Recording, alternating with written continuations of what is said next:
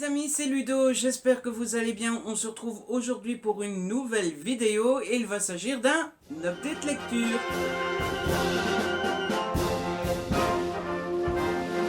En effet, les summer vlogs étant terminés, je ne vous ai plus parlé de mes dernières lectures et donc il est grand temps de reprendre la bonne vieille formule de l'update lecture et il est grand temps que je vous présente mes dernières lectures. Puisque la formule ne change pas, je trouve que c'est une formule qui fonctionne très bien. Je viens de lire 4 romans et je n'attends pas plus longtemps avant de vous en parler. Cette fois-ci, il y a 3 romances. Ceux qui aiment ça vont être contents. Et un thriller. Et je vous propose qu'on ne traîne pas plus longtemps, histoire que la vidéo ne soit pas trop longue. Autant que faire se peut. Soyons clairs. Donc, eh bien écoutez, on va commencer par la romance, comme ça c'est fait. Hein. Tout d'abord, j'ai lu Love Listen, le tome 1 de Emma Chase aux éditions Hugo dans la collection New Romance. Alors, Emma Chase, j'avais très envie de la lire, de lire ce livre-là. Je la connaissais déjà et j'étais très fan d'Emma Chase puisque j'ai lu 2 de ses sagas. J'ai lu Sexy Lovers et Il était une fois. Et j'ai sa 3e saga dans ma palle, Love Game. Voilà, Emma Chase, j'étais vraiment très accro et quand j'ai vu dans le programme Hugo qu'il y avait un nouvel Emma Chase, j'étais là. Et ça n'a pas duré longtemps. J'ai été un poil déçu. Alors, c'est assez injuste de dire que je suis déçu sur ce livre-là parce qu'en fait, il a des qualités. Il n'est pas mauvais, il n'est pas ultra mauvais même. Ma déception tient plus au fait que j'en attendais beaucoup qu'aux qualités intrinsèques du livre. C'est-à-dire que si on m'avait donné ce livre-là en me disant c'est écrit par Bernadette Chirac, que je n'ai jamais lu et que je n'aurais jamais eu d'attente, je me serais lancé dedans en mode bon bah on va découvrir, j'aurais sans doute aimé. Le problème c'est que je me suis lancé dedans en me disant c'est Emma Chase. C'est Emma Chase, celle qui m'a tellement donné de sensations avec Sexy Lovers, avec Il était une fois, c'était tellement bien, c'était tellement génial, ça va être trop cool et tout. Et j'ai pas vraiment reconnu l'autrice. Euh, alors je vous dis que le livre n'est pas mauvais parce que finalement c'est le genre de livre assez léger où il se passe pas des trucs de ouf, où il n'y a pas du badaboom, où il n'y a pas des cliffhangers toutes les 2 pages, où il n'y a pas de gros drama. C'est une belle histoire d'amour entre 2 jeunes. Alors je vous ai pas encore donné l'histoire. On est donc avec Gareth et la fille s'appelle Callie. Ils se sont connus quand ils étaient jeunes, ils étaient très amoureux, il s'est passé quelque chose. Callie a déménagé notamment. Et donc ils se sont perdus de vue et leur histoire a terminé comme ça. Sauf qu'ils ont toujours été très amoureux l'un de l'autre et ils se retrouvent des années plus tard quand Kali revient dans leur ville natale pour une raison que je vous laisserai découvrir et ils sont toujours aussi amoureux que par le passé. Et donc c'est une belle histoire d'amour. Moi mon petit cœur d'artichaut se gonfle tout le temps parce que j'aime cette idée. Je sais pas si elle est réaliste. Je pense que si. En fait, je pense que l'idée qu'on tombe amoureux quand on est jeune et qu'on est amoureux toute sa vie et que le premier amour reste spécial et que le premier amour, on en est toujours un petit peu amoureux, même après des années. En tout cas, quand ça se termine bien, hein, quand ça se termine de façon pas trop dramatique. Cette idée-là, je pense qu'elle est réaliste. Par contre, le côté on revient dans sa ville natale après des années et qu'on se réinstalle et qu'on retrouve le premier amoureux et qu'on se remet avec lui et que c'est comme si c'était jamais arrivé, je pense que dans la réalité ça arrive quoi, une fois sur 2 millions quoi. Mais mon petit cœur d'artichaut adore l'idée, voilà, c'est vraiment une idée que j'aime beaucoup, donc j'ai beaucoup aimé ça. Et puis ce qui est top avec ce livre là, vous me connaissez, c'est qu'il n'y a pas de il n'y a pas d'atermoiement, il n'y a pas d'hésitation, il n'y a pas de ouais mais non, peut peut-être, je ne sais pas, ouais, on se met ensemble, oh, finalement non, oh, ben, tu serais mieux sans moi. Non, non, non, il n'y a pas tout ça. Et vous me connaissez, quand ça arrive, j'ai juste envie d'être en mode, wouhou, il n'y a pas d'intermaman. Donc ça, j'ai beaucoup aimé. Ce que j'ai beaucoup aimé aussi, c'est que les deux personnages sont professeurs et donc on les suit dans les coulisses de leur métier. Alors, je ne sais pas du tout sur si tout ce qui est dit sur l'école et si toutes les pensées des deux personnages sont réalistes et sont vraies, etc.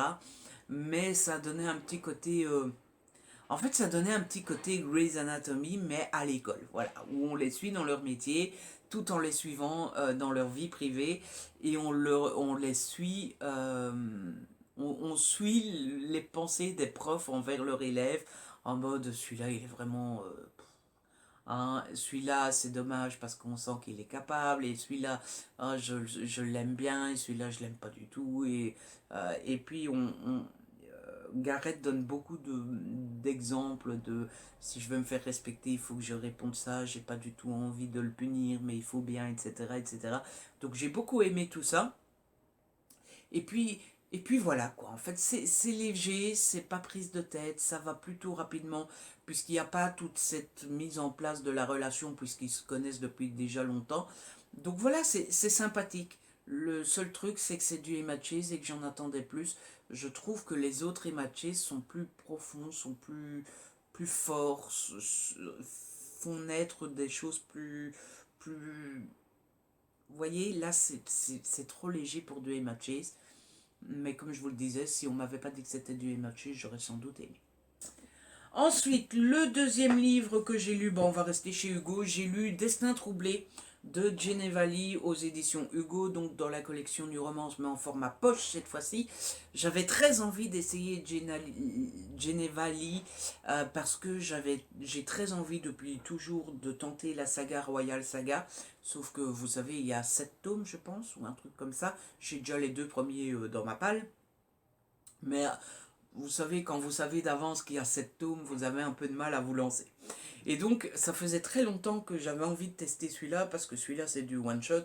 Et je me disais tout le temps, bah voilà, ça me permettra de voir le style de l'autrice sans devoir me lancer dans un truc super long.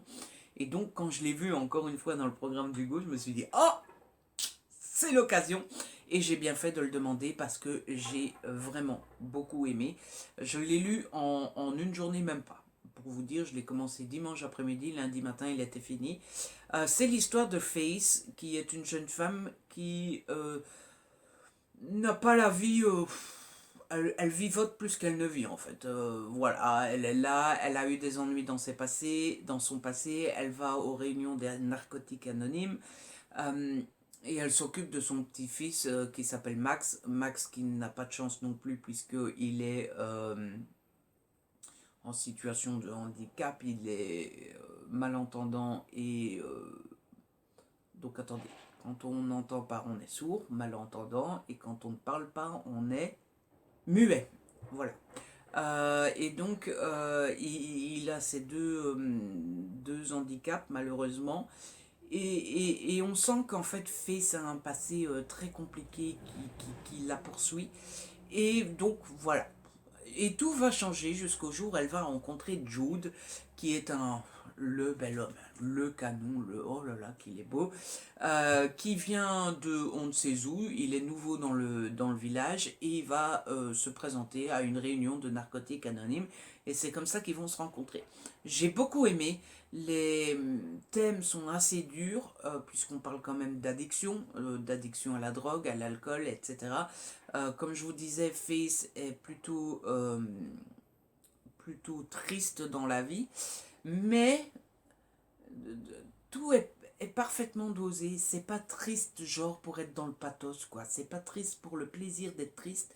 On sent presque même pas que c'est triste. C'est bien fichu et c'est bien dosé et c'est presque genre presque sans y toucher. Vous voyez, c'est bien fait. Voilà. On ne peut qu'être en empathie avec les personnages et tout de suite tout de suite se sentir bien avec eux. Forcément, Face n'a pas une vie facile et forcément, ben, c'est pas toujours. Enfin, vous avez envie de l'aider, vous avez envie de la soutenir, vous avez envie d'être avec elle, de lui dire on est avec toi et tout. Jude n'a pas une vie beaucoup plus facile. Et puis le petit Max, le malheureux petit Max, ce qui est magnifique, et les malades nous apprennent toujours des grandes leçons de vie, parce que le petit Max a ses deux handicaps là, et pourtant il est plein de vie, il est plein de joie, il amène vraiment un petit côté de fraîcheur dans la lecture.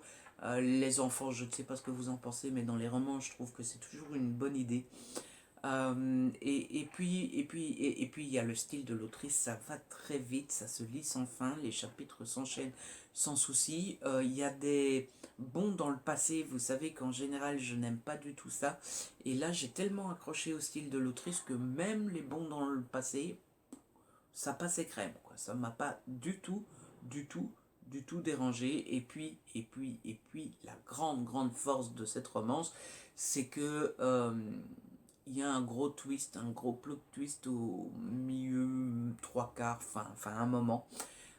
Et je n'ai pas du tout vu venir le truc. Et quand je l'ai compris, parce qu'en plus c'est pas dit clairement, hein, c'est suggéré au début. Et quand mon franc est tombé, je me suis dit,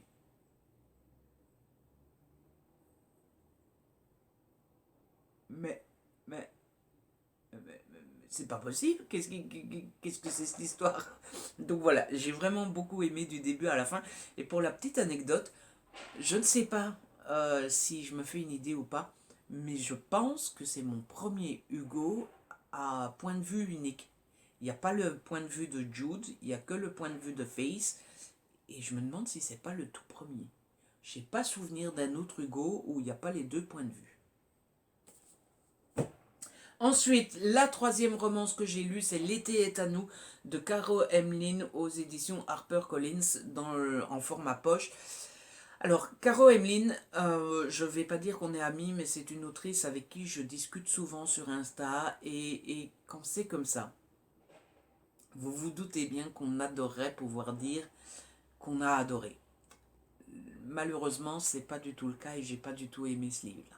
Alors, j'ai pas aimé, non pas à cause de la qualité du livre, non pas parce qu'il est mauvais, parce qu'il est mal écrit, parce que si ou parce que là. J'ai pas aimé parce que il concentre en fait tout ce que je n'aime pas dans la romance. Alors, l'histoire, c'est l'histoire de Cassandre et Maxime qui se rencontrent tous les deux quand ils ont 18 ans.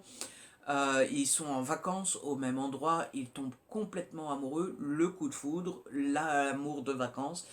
Et pour se revoir, ils se promettent que pendant les 6 ans qui suivent, ou les 5 ans, les 7. Les 7 prochaines années, ils se rencontreront toujours le même jour, donc les premiers samedis de juin, dans une capitale différente d'Europe. Donc il y a Londres, il y a Berlin, il y a Amsterdam, il y a... Enfin bref, il y a plein de capitales comme ça, il y en a 7. Et le problème, c'est qu'il y a un quiproquo, un malentendu, et donc la première année, ils ne se voient pas, et donc chacun des deux pense que l'autre l'a déjà oublié, etc., etc. Et donc les années passent et on les retrouve 5 ans plus tard, ils ont tous les deux changé de vie, ils sont tous les deux en couple, etc. Sauf qu'ils vont à nouveau se rencontrer. J'ai pas aimé ce livre parce que on est en plein dans l'atermoiement. Je suis quelqu'un qui n'est pas du tout manichéen dans la vie, mais je le suis dans les romans. Et, et s'il y a un truc qui m'énerve, c'est quand on s'aime dans les romans et qu'on dit ouais mais non c'est trop compliqué, non ça va pas, je peux pas, machin, puis tu le bazar, machin. Ça m'énerve, ça me gave. Et j'ai beau savoir que c'est réaliste, que dans la vie tout n'est pas ah ben je l'aime, je me mets avec elle et puis point barre. Je sais que parfois on a des difficultés, je sais que parfois on est très con aussi parce que parfois on fait capoter les choses exprès. Je sais que, mais dans les romans, il n'y a rien à faire, ça m'énerve. Ça m'énerve. C'est pas possible. Et rien que d'y penser, vous voyez, je commence à m'énerver. Ça me... Et donc voilà, en plus les deux sont en couple, sauf qu'on sent très bien qu'ils ne s'aiment plus et qu'ils ont qu'une envie, c'est de plaquer leur conjoint pour rejoindre l'autre. Mais c'est non, mais c'est non mais gars, tu n'aimes plus ta femme, tu la quittes et puis c'est tout. Ça sert à rien de faire semblant, ça sert à rien de rester avec elle alors que tu penses à une autre, etc., etc. Et je sais très bien que dans la vie, c'est pas forcément facile de plaquer quelqu'un aussi rapidement, que dans la vie, c'est pas aussi facile de mettre fin à une relation qui dure depuis 5 ans, etc., etc. Mais dans les romans, ça me gave. Voilà, donc je vais pas en dire beaucoup plus sur ce roman-là parce que le but c'est pas de le descendre en flèche juste parce que je l'ai pas aimé. Ça plaît à beaucoup de monde, moi ça ne me plaît pas. Il y a quand même deux choses que j'ai aimées. La première, c'est comme dans le Emma Chase, mon petit cœur d'artichaut à l'idée qu'il tombe amoureux et que ça fait 5 ans et que ça a beau faire 5 ans qu'ils ne se sont plus vus et il y a beau y avoir eu plein de choses qui se sont passées dans leur vie. L'idée qu'on tombe amoureux et qu'on est amoureux et qu'on finira ensemble, quels que soient les obstacles, quel que soit ce qui se passe dans la vie, etc., etc., moi ça me plaît beaucoup, beaucoup, beaucoup. Encore une fois, je ne sais pas si c'est réaliste, mais je m'en fous, mon petit cœur d'artichaut est content. Et puis la dernière chose qui a sauvé le livre et qui a fait que j'aille jusqu'au bout, c'est quand même l'écriture de Caro, qui est très très bonne, je trouve. Elle fait partie de ces écritures qui a quelque chose d'inexplicable, quelque chose de presque impalpable, mais qui arrive à vous faire ressentir des choses et une écriture belle, sans jamais de gros mots, sans vulgarité, sans rien. Donc j'aime beaucoup l'écriture de Caro et c'est ce qui m'a fait tenir jusqu'au bout. Vivement le suivant, parce que le suivant c'est une romance de Noël, et en plus elle m'a confié un petit peu le synopsis qui est sorti depuis, et je sais que je vais beaucoup, beaucoup, beaucoup aimer sa comédie de Noël, donc surveillez ça les amis, à mon avis ça va être du très bon. On en a fini avec la romance et donc on va rapidement parler du thriller. Il s'agit de Pile ou Face de James Patterson qui l'a écrit avec Candice Fox et c'est aux éditions L'Archipel. Alors, je dis très rapidement parce que c'est une suite, c'est la suite à plus jamais. J'ai été moyennement convaincu par ce James Patterson. Pourtant, vous le savez, c'est un de mes auteurs favoris depuis que je l'ai découvert il y a, ça doit faire 3 ou 4 ans maintenant. J'ai été moyennement convaincu pour deux choses. La première, elle est purement circonstancielle, c'est-à-dire que j'ai eu du mal à lire pour le moment, et du coup j'ai traîné ce livre pendant une semaine. Je ne sais pas vous, mais moi quand je traîne un livre pendant une semaine sans le terminer, ça me gave un petit peu. Hein. Je finis par ne plus aimer le livre, je finis par ne plus pouvoir voir ce livre en peinture, en mode t'es encore là toi. Donc voilà, ça explique aussi un petit peu le fait que j'ai pas totalement accroché.